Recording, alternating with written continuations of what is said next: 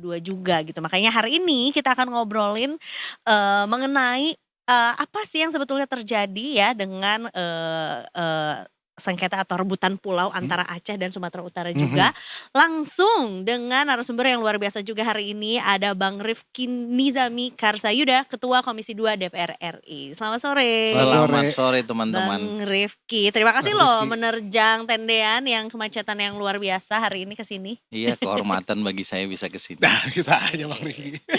Dan tentunya nanti, kita juga akan ngobrol bersama dengan, seseorang yang gak kalah luar biasa Mmm, juga, Direktur Eksekutif Komite Pemantauan Pelaksanaan Otonomi Daerah, eee, Mas Herman Suparman ya, yang juga akan ngobrol bersama kita, terhubung dengan, Zoom juga ya. Tapi mhm. mumpung ada Bang Rifki duluan di sini, kita ngobrol dulu aja deh mengenai ini sebenarnya boleh dibilang sengketa Nah nggak itu, sih? Karena kan kayak berebutan 4 pulau yang jelas-jelas dua-duanya adalah 2 provinsi besar di Indonesia juga gitu ya, tetanggaan, tetanggaan mhm, gitu ya, harusnya besties sih iya ya sih. mereka. Tapi, bahkan sebetulnya pertanyaannya jadi lebih wild lagi, kan pulaunya juga tak berpenghuni, katanya juga cuma digunakan untuk, nelayan kalau berlindung, Dari dari badai. badai aja gitu. Tapi mungkin boleh walk through mengenai apa yang terjadi Bang Rifki, Iya, biar Komisi kita 2 nggak DPR salah. RI ini kan salah satu tugas, atau, Mmm, urusan yang diberikan kewenangan kepada kami adalah urusan terkait dengan pemerintahan dalam Mhm, negeri, negeri. mhm, mhm, Mitra kerja kami salah satunya adalah Kementerian Dalam Negeri. mmm, Di Kementerian Dalam Negeri itu ada namanya Direktorat Jenderal Administrasi Wilayah mhm, yang mengurusi soal, kewilayahan, baik mhm, pada level nasional, provinsi, mmm, kabupaten, kota, termasuk di dalamnya kalau ada sengketa tapal batas atau wilayah. mhm, mmm. Yang mhm. di Indonesia itu sebetulnya sengketa tapal batas itu ada lebih kurang 70.000 kasus. Wah, Wow, banyak Yang banget. paling banyak Mhm, itu pada level desa. ya, ya, Jadi ya. desa oke. A dengan desa B, Mhm, Mhm, dulu misalnya ada sungai yang mmm, memisahin, tiba-tiba mmm, sekarang sudah nggak ada mhm, sungainya, lalu mmm, mereka, berdebat, mhm, bukan di sungai itu, sungainya bukan di situ, mhm, tapi ke sini, gitu. Nah itu mhm, 70.000, include-lah di dalamnya mhm, adalah dalam tanda kutip klaim, mhm, mmm, 4 pulau ini, mhm, yang kalau kita lihat secara objektif ya, mmm, berdasarkan ketentuan pada level undang-undang, mhm, mhm, itu masuk dalam Provinsi Aceh. mhm, mhm, Nah, lalu karena ada klaim dan seterusnya, maka pada tahun 2008, mmm, 2009, pemerintah membentuk apa yang disebut dengan Tim Rupa Bumi. oke, Tim mhm, Rupa Bumi ini isinya 10 kementerian lembaga yang mhm, dipimpin oleh Kementerian Dalam Negeri. oke, Karena tadi ada mmm, Direktorat Jenderal Administrasi Wilayah yang paling bertanggung mmm, jawab mhm, terkait dengan status kewilayahan kita. mhm, mmm, mhm, Ya, mulai level paling kecil desa sampai dengan level nasional. oke, Nah, rekomendasi dari Tim Rupa Bumi tahun 2008, 2009 itulah yang kemudian oleh Pak Menteri Dalam Negeri disebutkan, mmm, karena saya sudah berkomunikasi dengan beliau. Saya kasih catatan dulu kenapa sampai sekarang Komisi 2 DPR RI nggak manggil menteri, karena mmm. kami masih reses sampai nanti tanggal Oh, 23 Juni 2025. Kita oke, baru pembukaan masa sidang 24 Juni. Sehingga apa mhm, yang bisa kami lakukan? Komunikasi informal. mhm, Saya sebagai Ketua Komisi 2 tanya dong ke Pak mhm, Tito, "Pak, kok bisa begini? Kok bisa kemudian menyeruak di publik?" Gitu. mhm, Beliau mhm, cerita panjang lebar. mhm, mhm, mhm, Kesimpulannya kira-kira bahwa berdasarkan Tim Rupa Bumi didapati kesimpulan bahwa 4 pulau ini masuk ke Sumatera Utara. utara, mhm, Maka kemudian diformalkanlah, mmm, saya mohon maaf kalau salah ini bentuknya pada level semacam, keputusan Menteri Dalam Negeri ya, oke, mhm, yang menjelaskan itu. mmm, Nah, lalu muncul polemik mmm, dari sisi hukum. Apa mhm, polemiknya? mhm, Antara penegasan di undang-undang mhm, sama ketentuan yang ada di bawahnya. mhm, mhm, Tadi ketentuan pada level keputusan Mendagri Mendagri. beda, Yes, oh, oke. mhm, iya, Undang-undang masih masuk Aceh, Aceh, betul, kemudian keputusan ini menyatakan ke Sumatera Utara. Maka betul, sekarang pilihannya 2 juga, mhm, oke. mhm, mhm, Nah, seluruh provinsi di Indonesia, kabupaten kota di Indonesia itu dasar pembentukannya pasti undang-undang. yes, mhm, Dan itu kalau di DPR yang melakukan pembentukan atau revisinya pasti di Komisi 2 DPR. betul, mhm, Nah, kalau kemudian pemerintah berpegang pandangan pada hasil Tim Rupa Bumi Mhm, yang diformalkan dalam sebuah keputusan Mendagri, mhm. maka harus ada revisi terhadap 2 undang-undang kan. Iya betul. Undang-undang tentang Aceh dan undang-undang tentang Sumut. Sumut. Ngurangin yang Aceh, masukin ke Sumut. Dua-duanya harus direvisi. Mhm, Oke. Bener kan? Betul, betul, mhm. betul. Tapi kemudian kalau kemudian pemerintah mau dengan lebih wise, ya. Karena ini bukan rezim sekarang nih. Mhm. Itu kan tahun 2008, 2009 lama banget Tuh tuh udah udah. lama. Iya. Udah Iya, lama iya. banget. Nah, kalau mau lebih wise, kaji ulang, cek kembali ya data-data yang kemudian dihimpun oleh tim Rupa Bumi. Kok bisa Mhm, beda ya sama kemudian yang dulu secara existing ada di undang-undang, kan ada something kan. mhm, mhm. Ya, cek dulu dan saya meminta kepada Mendagri melakukan cross check sangat mendalam terhadap data-data yang ada, termasuk positioning hukum ya. Berbagai macam dokumen hukum yang mendukung Mhm, kesimpulan itu. Kalau memang ada miss, pemerintah juga jangan malu dong mhm. untuk kemudian melakukan revisi terhadap keputusan Mendagri. Nah, kalau keputusan Mendagrinya direvisi, undang-undangnya nggak perlu direvisi. Itu Betul. artinya kita kemudian semakin menegaskan bahwa 4 pulau ini berada di Provinsi Aceh. Oke. Nah, Mhm. saya secara pribadi kalau boleh saya tambahin Mhm. sedikit ya, dan ini juga saya kira komitmen Komisi 2 DPR RI yang mempunyai fungsi pengawasan dan legislasi terkait urusan pemerintahan dalam negeri. Kami menghimbau kepada pemerintah, apalagi sekarang Presiden mengambil alih masalah ini, agar mengedepankan 2 hal. Satu, menegakkan hukum. Mhm. Yang kedua, mengutamakan kepentingan dan menjaga keutuhan NKRI. Betul.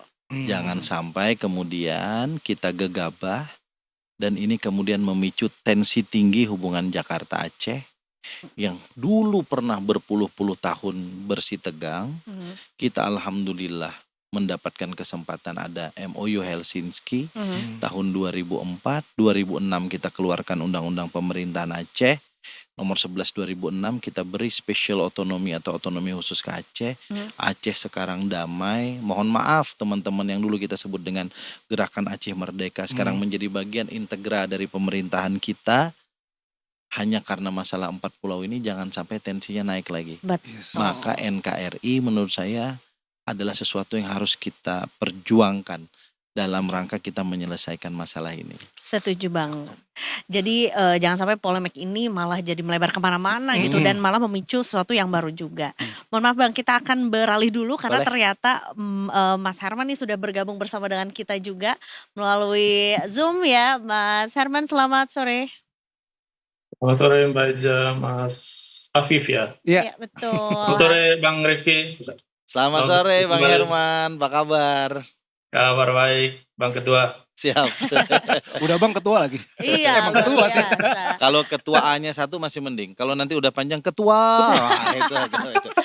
Jangan sampai nanti kepanjangan juga gitu ya. Bang Herman, oke deh ini tadi udah sempat dicolek juga mengenai duduk permasalahannya seperti apa dan harapannya juga mudah-mudahan ini nggak melebar kemana-mana. Tapi tentunya juga kita pengen lihat nih dari sudut pandangnya Bang Herman juga mengenai masalah sengketa ini. Bahkan yang ditakutkan adalah atau mungkin jangan sampai lah gitu Presiden harus turun tangan sendiri gitu mengenai sengketa ini. Catatan yang dimiliki sama Bang Herman apa nih mengenai case ini atau pandangannya seperti apa? Iya, tentu kami sejalan dengan apa yang disampaikan oleh Pak Ketua tadi, gitu ya.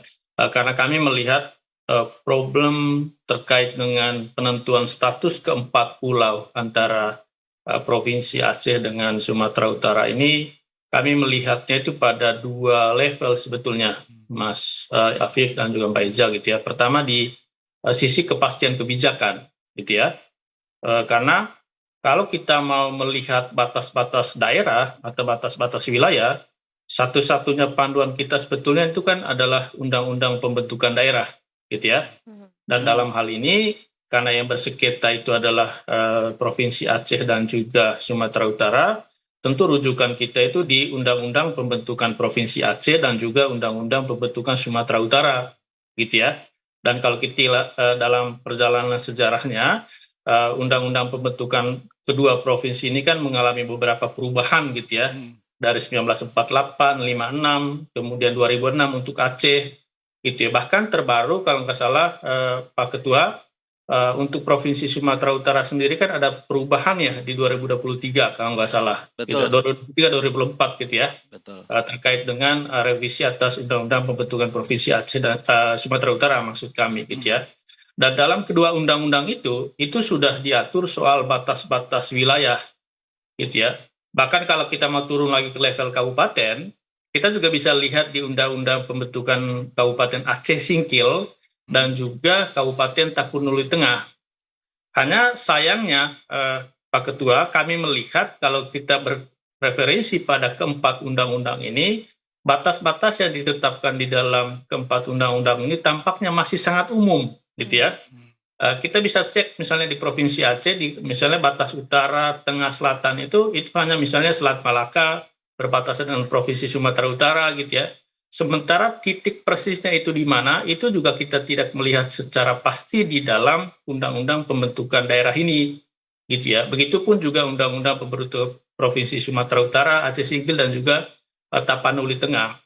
Dan di dalam undang-undang itu sebetulnya detailnya itu diatur lebih lanjut di dalam Peraturan Menteri Dalam Negeri. Kalau kami coba cek kembali, sebetulnya antara Aceh Singkil dengan Tapanuli Tengah itu sudah ada Permendagri-nya 2020. Nomornya itu nomor 30 2020 terkait dengan penegasan batas antara Aceh Singkil dan juga Tapanuli Tengah. Hanya sayangnya Pak Ketua, Mbak Eja dan juga Mas Afif, kami melihat penentuan batasnya itu untuk kita yang awam, gitu, masyarakat awam itu juga sangat asing ya, karena penentuannya itu berdasarkan titik katrometrik gitu ya. Katrometrik itu sendiri juga kita nggak paham seperti apa. Tentu tim Rupa Bumi itu juga mungkin paling mengetahui dengan itu, dan di dalam Permendagri itu juga tidak diatur secara hitam di atas putih wilayah-wilayah yang menjadi cakupan Sumatera Utara, cakupan Provinsi Aceh dan juga Aceh Singkil dan juga Tapanuli Tengah gitu ya. Jadi ini juga menjadi pembelajaran sebetulnya Pak Ketua, kami melihat ke depan kalau misalnya nanti ada daerah otonomi baru, penegasan batas itu mesti benar-benar diatur secara hitam di atas putih, clear and clean di dalam Undang-Undang Pembentukan Daerah apapun ke depan gitu ya. Saya membayangkan sekarang kita sudah punya 500-an sekian kabupaten kota dan juga provinsi. Ya, pasti ada juga persoalan-persoalan seperti ini, hanya sayangnya belum muncul saja, gitu ya. Karena itu menurut kami ini yang perlu ditegaskan di dalam level kepastian kebijakan. Itu yang pertama. Kemudian yang kedua, ini kan sudah menjadi berlarut-larut, gitu ya. Bahkan Pak Mendagri sendiri mengatakan sudah terjadi sejak 1928 dan secara intens mulai dibahas, dikaji itu sejak 2008, 2009. Kemudian 2017 gitu ya, berdasarkan kajian dari tim Rupa Bumi itu gitu. Dan yang jadi catatan sekarang dengan sedemikian panjang kajian, sedemikian pembahasan kok masih ada resistensi, masih ada ketidakpuasan gitu ya. Karena itu menurut kami mungkin saja ada aspek-aspek yang dilupakan gitu ya dalam proses pembahasan ini. Dan sekali lagi sebetulnya kita punya panduannya juga itu di dalam Permendagri 141 2017 terkait dengan tim penegasan batas. Seharusnya Kementerian Dalam Negeri dalam proses pembahasan itu memperhatikan tiga dimensi. Dimensi sosiologis, historis dan juga geografis gitu ya. Dan bagi kami kalau melihat keluhan, keresahan gitu ya, ungkapan dari teman-teman di Aceh, tampaknya gitu ya, aspek sosiologis dan historis ini yang mungkin dalam proses pembahasan 10-11 tahun terakhir ini belum dilihat secara detail gitu. Pak Ketua, itu yang kami lihat gitu ya, kenapa ada polemik sampai terjadi sampai hari ini gitu ya. Itu Baik. Mbak Ida, Mas Afif. Nah, kembali lagi nih berarti ke Bang Rifki juga. Bang Rifki lagi Bang. Ini kan juga tadi Bang Rifki bilang ada 7.000 Bang. 70.000. Sebenarnya kenapa sih Bang daerah-daerah di Indonesia ini kok suka saling bukan mengklaim sih ya Bang. Maksudnya kayak ini punya gua, ini punya gua gitu Bang. Kenapa banyak terjadi Bang? Apa penyebabnya begitu Bang? Apakah ada suatu kepentingan atau mungkin ya soal kasus ini Aceh Sumatera Utara kan katanya ada kandungan migas gitu Bang. Katanya yang sama besar seperti di Andaman begitu Bang. Iya, kalau kita lihat dari banyak kasus itu tentu banyak alasan kenapa kemudian sengketa tapal batas itu terjadi ya. Alasan yang paling sederhana ya alasan memang kita tidak punya dokumentasi. Bangsa kita ini kan tidak semua abai terhadap dokumentasi tertulis kesejarahan. Ya. Misal dulu waktu bentuk desa itu desanya satu. Kemudian 30 tahun berikutnya jadi pecah menjadi 4 desa. Dari desa A menjadi ada B, C, dan D. Pelepasan dari A menjadi B, menjadi C, menjadi D, itu dilakukan oleh para tokoh kala itu. Termasuklah elit pemerintahan pada level kabupaten, kecamatan. Nah, kerap kali sebutlah ada dokumentasi kala itu, tapi kemudian dokumentasi ini tidak dijaga dengan baik. Kalau kemudian tapal batas alami, termasuk patok yang dibuat, kalau tidak permanen, itu kan sesuatu yang kemudian bisa hilang atas dasar faktor alam. Entah itu sungai, entah itu misalnya jurang, atau misalnya apalagi kalau cuman ngandelin pohon gitu. Patok gitu. Iya, Cuma kan? kayu begitu. Nah, ini satu hal. Jadi memang kita punya problem secara administratif dan itu serius di bangsa ini. Wow. Nah, kalau kita konekkan ya terhadap sengketa 4 pulau ini. Kalau sebetulnya kita punya dokumen kesejarahan administratif yang kuat, kita kan tinggal minta kepada Arsip Nasional Republik Indonesia. Seperti apa? Sejak zaman dulu sebelum Indonesia merdeka, kira-kira 4 pulau ini identik masuk itu ke kesultanan mana sih? Aceh kah? Atau Delhi kah? Atau kesultanan misal ya. Sehingga kemudian kita kan punya dokumentasi yang jauh secara sejarah yang tadi dikatakan oleh Mas Herman, punya aspek historis dan sosiologis yang kuat gitu. Nah, itu satu alasan. Alasan yang berikutnya sudah pasti ada kepentingan pragmatis atas penetapan tapal batas. Tapal batas itu kan sebenarnya bicara koordinat. Tapi kalau koordinatnya dikali sekian ribu kilometer, maka kemudian koordinat itu menjadi sangat penting. Geser ke kanan, geser ke kiri, itu menjadi sangat penting. Kalau di situ didapati ada sumber daya alam dan ekonomi dan atau potensi sumber daya alam dan ekonomi. Kenapa itu menjadi penting? Dulu pada saat kita memberlakukan Undang-Undang Nomor 22 Tahun 1999, Undang-Undang Pemerintahan Daerah yang kita sebut Undang-Undang Otonomi Daerah, di mana bupati, wali kota bisa menerbitkan kuasa pertambangan, dia nerbitin sendiri itu. Jadi di bawah 200 hektar tambang cukup dia tanda tangan. Tapi kalau dia terbitinnya 100 kuasa pertambangan kan ngalahin menteri juga kan. Iya juga sih. Benar banyak gak? ya sebenarnya. Sehingga kemudian ini tapal batas yang cuman beda koordinat itu menjadi penting karena itu ada nilai ekonominya. Ada nilai ekonominya. Di situ waktu itu terjadi banyak sekali sengketa tuh antar kabupaten. Kadang-kadang dia bikin picu dulu antar desa, tapi antar desa antar kabupaten. Oke. Bisa jadi lintas juga ya Bang ya. Nah, ini yang kedua nih. Nah, yang sekarang menyeruak kan soal ini nih. Dianggap kemudian ini ada potensi sumber daya alam dan ekonomi yang besar. Walaupun sekarang harus kita akui bahwa kewenangan untuk menetapkan izin-izin usaha pertambangan misalnya ya, atau eksploitasi migas itu bukan pada level kabupaten kota atau provinsi. Ini semua pada tingkat pusat. Lalu kenapa kemudian sebutlah antar provinsi berebut? Karena ada formula dana bagi hasil. Kewenangan penerbitannya memang bukan pada level provinsi, tapi ketika itu sudah dieksploitasi, ada yang ngerjain, hasilnya itu kemudian didistribusikan dengan formula kepada daerah tempat di mana kemudian tempat eksploitasi dan eksplorasi itu berada, itu ada formula dana bagi hasilnya. Berarti kalau dari data yang dikumpulkan juga sama Komisi 2, mana yang lebih kuat? Yang punya nilai histori lebih atau mungkin juga secara perdata gitu ya? Kalau yang kedua tadi jujur kita nggak punya bukti. Itu asumsi yang kita juga baca dari media. Baik. Iya kan?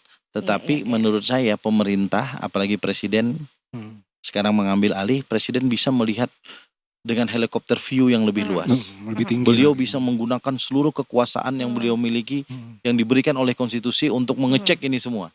Dan saya kira presiden, saya yakin akan memberikan keputusan yang sangat bijaksana dan sangat komprehensif, dan mudah-mudahan tidak menghasilkan polemik lagi. Betul. Berarti Kemendagri itu sebetulnya sudah punya putusan juga di bulan April lalu. Berarti ini akan bisa jadi sejalan gitu ya dengan yang diputuskan Apa yang Kemendagri menjadi ataupun kebijakan Kemendagri itu kan Mhm. juga akan menjadi input bagi pengambilan kebijakan Pak Iya. Presiden ya. Mhm. Tapi saya kira itu saja tidak cukup bagi Presiden Mhm. akan memperhatikan aspek lain. Baiklah ini. Kalau Kemendagri kita nggak nyalahin kan memang kewenangannya terbatas. Mhm. Dia Mhm. kewenangan hanya menetapkan tapal batas secara dalam tanda kutip yuridis. Mhm. Mhm. Ya, dan tim Rupa Bumi itu Pak Tito nih saya kira fair ya karena beliau ini kan profesor ya mantan Kapolri, dia telepon Iya. saya, dia bilang kita akan melakukan penelisikan ulang. Jadi Hmm. Pak Tito juga secara kesatria dan gentle saya kira ingin melihat kembali hasil tim Rupa Bumi tahun 2008-2009. Beliau menjanjikan besok sebetulnya akan ada pertemuan Mhm. secara komprehensif dengan seluruh 10 kementerian lembaga yang menjadi anggota dari tim Rupa Bumi. Mhm. Tapi saya kira akan terjadi sedikit perubahan eskalasi setelah Pak Dasko kemarin Mhm. berkomunikasi dengan Presiden dan Presiden bilang mau diambil alih, maka mungkin hari ini tadi katanya ada mau press Oh iya, ada press conference, Hmm. mungkin akan ada percepatan dalam tanda kutip penelusuran pada level Kemendagri untuk juga disampaikan ke publik sekaligus input bagi Presiden. Betul. Coba kita cek dulu Bang Herman masih bersama dengan kita kan ya? Coba ya kita cek. Yes, Bang Herman. Nah, ini tadi sudah dijelaskan juga berarti ketika ada campur tangan Presiden berarti ya ini akan dilakukan secara fair gitu ya, baik untuk Sumatera Utara dan juga Aceh Aceh. juga gitu ya. Bang Herman sendiri misalnya nih, ketika nantinya keempat pulau ini sudah sah nih misalnya bergabung dengan salah satu provinsi, ada konsekuensinya nggak sih atau ada kewajiban yang mungkin menjadi tambahan juga dari provinsi mana yang akhirnya mengelola atau mungkin ya bersama dengan keempat pulau ini gitu. Dari kacamata Bang Herman bagaimana? Ya, itu pasti gitu ya. Tentu sesuai dengan kewenangan yang telah dimandatkan di dalam peraturan perundang-undangan, terutama di dalam Undang-Undang Pemda, seperti yang tadi disampaikan oleh Pak Rifki gitu ya. Misalnya nanti diserahkan ke salah satu provinsi berdasarkan keputusan Bapak Presiden, tentu kapitalisasi atas sumber daya di sana itu ditata kelolain berdasarkan kewenangan yang dimiliki, baik itu di level provinsi, level kabupaten, dan juga tentu level pusat gitu ya. Nah, misalnya terkait dengan pengelolaan, katakanlah berdasarkan pemberitaan yang kita dapatkan beberapa hari ini, katanya di sana itu ada potensi migas misalnya gitu ya. Nah, nanti dalam proses kapitalisasi sumber daya itu akan dimanfaatkan atau dibawa dalam kerangka tata kelola berdasarkan kewenangan itu gitu. Itu sudah menjadi mandat peraturan perundang-undangan yang ada gitu ya. Itu yang pertama. Kemudian yang kedua, menuju ke sana sebetulnya meskipun tadi disampaikan oleh Pak Rifki Bapak Presiden itu punya kewenangan yang sangat ultimate katakanlah begitu ya, karena beliau adalah pemegang kekuasaan pemerintahan tertinggi, tetapi yang kita harapkan ketiga dimensi tadi itu betul-betul diperhatikan gitu ya Pak Rifki gitu ya, sosiologis, historis, dan juga geografis gitu ya.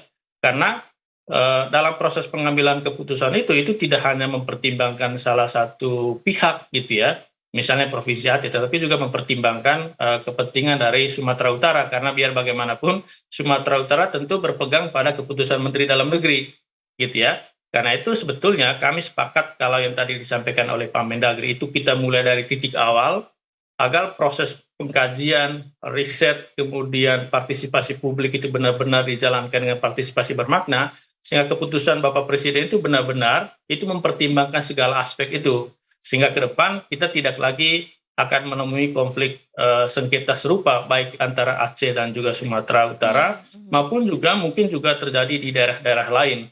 Karena itu menurut kami Kementerian Dalam Negeri itu tidak berhenti di keputusan Presiden besok gitu ya, tetapi juga perlu mengeluarkan satu pedoman yang mesti tegas, hitam di atas putih, clear dan clean terkait dengan bagaimana kriteria atau indikator penegasan batas daerah itu gitu ya. Jangan sampai terjadi lagi di masa depan gitu ya, karena kami melihat problem itu bisa terjadi di tengah sekarang. Misalnya kita tahu kabupaten kota dan juga provinsi kita itu mengalami problem terkait dengan kapasitas fiskal dan juga kemandirian fiskal yang rendah gitu ya. Dengan problem itu sebetulnya daerah itu membutuhkan sumber-sumber penerimaan, termasuk sumber daya yang bisa mereka manfaatkan gitu ya. Misalnya sekarang antara Aceh dan juga Sumatera Utara itu tentu dengan potensi minyak dan gas yang ada, kalau itu benar-benar ada gitu ya, itu mereka akan mendapatkan potensi penerimaan besar ke depan melalui skema DBH misalnya. Atau karena itu adalah wilayah kepulauan, ada juga DBH perikanan gitu ya Pak Rifki ya. Atau juga potensi-potensi yang lain, misalnya potensi pariwisata. Mereka akan mendapatkan misalnya pajak-pajak daerah dari pajak barang dan jasa tertentu untuk sektor misalnya restoran atau hotel, yang itu akan dibangun di daerah-daerah itu misalnya. Karena itu menurut kami Kemendagri, dalam hal ini Pak Mendagri, perlu memikirkan sebuah peraturan Menteri Dalam Negeri terkait dengan penegasan batas daerah ini gitu.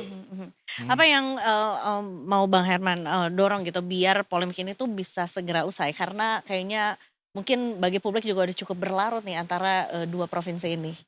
Ya, memang kita sangat meyakini keputusan Bapak Presiden besok itu akan sangat bijaksana gitu ya, dan kita berharap dengan keputusan itu polemik ini akan berhenti gitu ya. Tetapi bagi kami, karena problemnya tadi itu bersandar pada kepastian kebijakan, karena itu pasca pengambilan keputusan Bapak Presiden besok, kita kembali lagi ke kebijakan tadi itu, penataan kebijakan, terutama di dalam undang-undang pembentukan daerah itu benar-benar mesti memperhatikan terkait dengan detail batas daerah itu, Pak Rifki gitu ya. Itu menurut kami perlu kita perhatikan atau menjadi pekerjaan rumah bersama besok, baik legislatif maupun eksekutif gitu ya.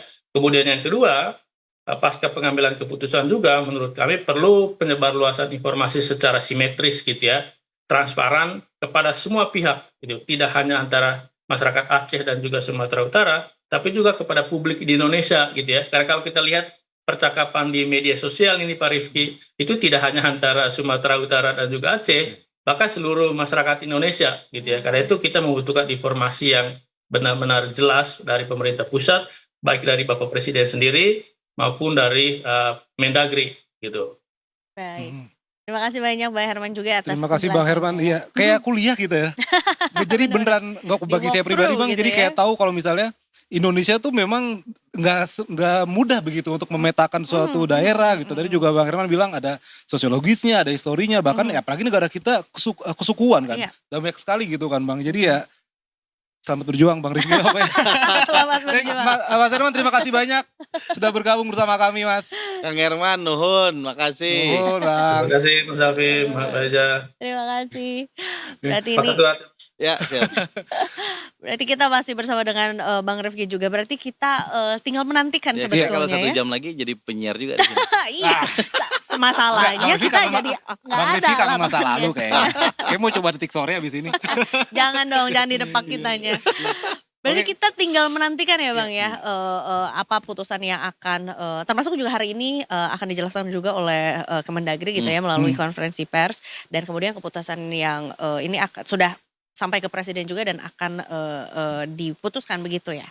Atau apalagi sebetulnya Kami sih kita berharap harus tahu? Komisi 2 DPR RI sebelum masa reses kami selesai, tanggal 23 Juni yang akan datang, polemik ini udah selesai. Polemik ini akan selesai kalau kemudian pemerintah punya ketegasan. Ya. Kalaupun kemudian ada yang tidak puas, bisa melakukannya ke jalur hukum, ya kan? Tanpa kemudian harus menimbulkan riak-riak yang panjang. Tetapi saya juga menghimbau kepada Gubernur Aceh, Gubernur Sumatera Utara, Bupati Aceh Singkil, Bupati Tapanuli Tengah, apapun keputusannya bisa diterima. Kan nggak lucu, pemerintah pusat digugat secara hukum oleh pemerintah daerah. Walaupun itu tidak dilarang dari sisi sistem hukum kita. Tapi dari sisi adab, kepantasan, dan dari sisi kapasitas kolaborasi dan koordinasi antara pemerintah pusat dan daerah, itu menjadi catatan tersendiri kalau sampai kemudian hal itu dilakukan. Nah, saya percaya Pak Prabowo ini punya jejak rekam yang kuat untuk mempertahankan NKRI, punya kapasitas kepemimpinan yang tegas, saya kira, untuk memutuskan ini. Dan pada akhirnya kalaupun ada potensi sumber daya alam, sumber daya ekonomi, toh kan tetap dikelola untuk sebesar-besarnya kemampuan rakyat Indonesia. Betul.